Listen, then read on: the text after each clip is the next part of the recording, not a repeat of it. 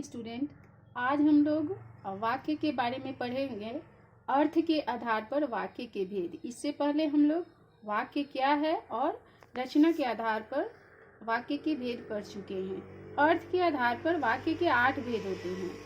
पहला विधानवाचक, निषेधवाचक, प्रश्नवाचक, आज्ञावाचक, इच्छावाचक, विस्मयवाचक, संदेहवाचक और संकेतवाचक। सबसे पहले हम लोग जानेंगे विधानवाचक के बारे में। विधानवाचक यानी सामान्य कथन, जिसमें क्रिया होने या करने की सूचना मिलती हो। एकदम सिंपल वाक्य होता है इसमें। जैसे नदी में बाढ़ आ गई, मैं पढ़ लिया, वह सो गया। इसमें एकदम साधारण सी वाक्य है। तो ये जो वाक्य इस प्रकार के जो वाक्य होते हैं एकदम सिंपल, किसी भी तरह का घुमाव नहीं होता है, किसी तरह का प्रश्न नहीं होता है, साधारण सा सीधा बात कहा जाता है, वो विधानवाचक होता है। दूसरा है आपका निषेधवाचक। इसमें क्रिया नहीं होने का वादा। निषेध का मतलब ही होता है मना करना, यानी जिस वाक्य में क्रिया का नहीं होने का पता चले उसे निषेधवाचक कहते हैं। जैसे नदी में बाढ़ नहीं आई, नदी में बाढ़ नहीं आई। यहाँ है नदी में बाढ़ आई, नदी में बाढ़ नहीं आई। मैं नहीं पढ़ा, वह नहीं सोया। मतलब इसमें मना किया जा रहा है, निषेध। तुम यह मत करो, तुम मत बैठो। इस तरह की वाक्य यानी मना किया गया हो, निषेधवाचक है। तीसरा है प्रश्नवाचक, जिसमें प्रश्न पूछा गया हो। सिंपल सी बात है, जिसमें कब, क्यों, कहाँ, कैसे जैसे शब्द जुड़े हों और वाक्य के अंत में प्रश्न चिन्ह हो, वो प्रश्नवाचक ये वाक्य होते हैं। तो आप लोग प्रश्नवाचक को सीधे ये सबसे पहले प्रश्न देखेंगे कि वाक्य के अंत में प्रश्नवाचक चिन्ह लगा हो और कब, कहाँ, क्यों जैसे शब्द जुड़े हो। चौथा है आज्ञावाचक। आज्ञावाचक यानी आदेश देना, किसी को आज्ञा देना या मांगना। तो जिस वाक्य में आज्ञा मांगने या देने का भाव प्रकट हो वो आज्ञावाचक वाक्य कहलाता है। जैसे तुम मत जाओ, क्या मैं अंदर आऊं, मैं अपना कार्य तुम अपना कार्य करो, मतलब तुम अपना कार्य करो। तो इस तरह के इसमें आदेश दिया जा रहा है, किसी को कहा जा रहा है कि तुम करो या नहीं करो।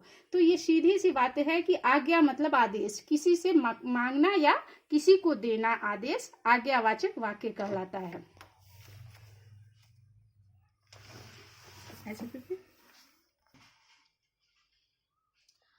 अगला है पांचवा है इच्छावाचक। इच्छा मतलब क्या? इच्छा मतलब अपने मन की किसी बात को जाहिर करना, कामना करना, मांगना। इस तरह की बातें जो होती है, इच्छा जो अंदर के भाव को प्रकट करती है। जैसे जिस वाक्य में इच्छा, कामना या आशीर्वाद के भाव हो, जैसे मैं चाहता हूं कि मैं कक्षा में प्रथम आऊं, ईश्वर करे तुम प्रथम स्थान पाओ, काश मैं भी गाड़ी चला पाता। इस तरह की भावना, इच्छा करना किसी कार्य को करने के लिए या पाने के लिए, वो इच्छावाचक वाक्य कहलाता है। तो वाक्य में सबसे पहले ध्यान देना होगा कि उसमें चाहना, किसी की चाह का पूरा होने का पूरा होने या मांगने या उम्मीद करने की जैसे शब्द होती है। अगला है विस्मयवाचक। तो जिस वाक्य में शोक, खुशी, भय, दुख, घृणा आदि का बोध हो। विस्मय मतलब इंग्लिश में इसको एक्सक्लेमेटरी भी बोलते हैं। जैसे ऐसे वाक्य जिससे किसी भी आश्चर्यचकित बात का बोध होता है। जैसे आहा, मैं प्रथम आया, मतलब पहली बार, पहले से उम्मीद नहीं की थी, आश्चर्य था। और जब कोई बात खुशी से अचानक सुनते हैं तो हम लोग ऐसे ही बोल पड़ते हैं, आह मैं प्रथम आया, आह ऐसे कैसे हुआ। जैसे किसी के लिए अफसोस भी करते हैं या अपने लिए भी अफसोस करते हैं, कोई गलतियां हो जाती है, तो वैसे वाक्य जैसे ओह तुम हार गए, ओह तुम्हें चोट लग गई। इस तरह के जो वाक्य होते हैं वो विस्मयवाचक वाक्य कहलाते हैं।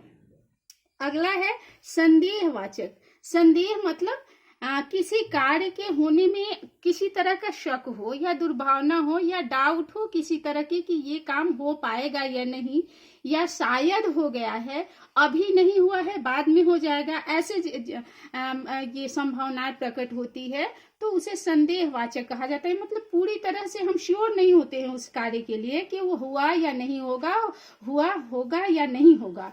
इस तरह की दुर्भावनाएं जब मन में चलती है उसे संदेहवाचक शब्द कहते हैं। तो जिस वाक्य में किसी कार्य के होने या करने में संदेह का भाव प्रकट हो, जैसे राम स्कूल पहुंच गया होगा, यहाँ पे राम स्कूल पहुंच गया होगा, यहाँ पहुंच गया होगा यानी फ्यूचर में चला जा रहा है, शायद बाद में पहुंचे, अभी नहीं पहुंचा हो, शायद मुझे देर हो गया, यानी जिस टाइम पे हमें जाना था वो शायद समय खत्म हो चुकी है तो देर हो गया, यानी संदेह है। ट्रेन खुल गई होगी, यानी उन्हें डर है कि ट्रेन खुल गई होगी, यानी संभावना है, उन्हें पूरी तरह श्योरिटी नहीं है कि अभी ट्रेन होगी। तो इस तरह के वाक्य संदेहवाचक वाक्य कहलाते हैं। अगला है संकेतवाचक। संकेत का मतलब होता है इशारा करना। इसमें क्या होता है ऐसे वाक्य में कि पहला वाक्य जो होता है, एक क्रिया जो होता है दूसरे क्रिया पर निर्भर करता है, यानी इसमें दो तरह के कार्य की क्रिया, हमेशा दो दो क्रिया ऐसे वाक्य में होती है। जैसे वह घर रीना की है, इसमें संदेह, ये सिंपल है, इसमें दो क्रिया नहीं है, रीना की है, वह घर रीना की है, यानी कोई इशारा करके बता रहा है हाथों से। और अगला है यदि वर्षा रुकती तो मैं घर जाता। रुकती यहाँ एक क्रिया है और जाता यहाँ दूसरा क्रिया है, तो यानी रुकती तो मैं जाता, तो यहाँ पे दो दो क्रियाएं। इसमें ध्यान दीजिएगा कि संकेत वाचक में इस तरह की वाक्य होती है कि एक क्रिया दूसरे क्रिया पर निर्भर रहती है, रुकती तो जाता। अगर मेहनत करोगे तो सफल होगे।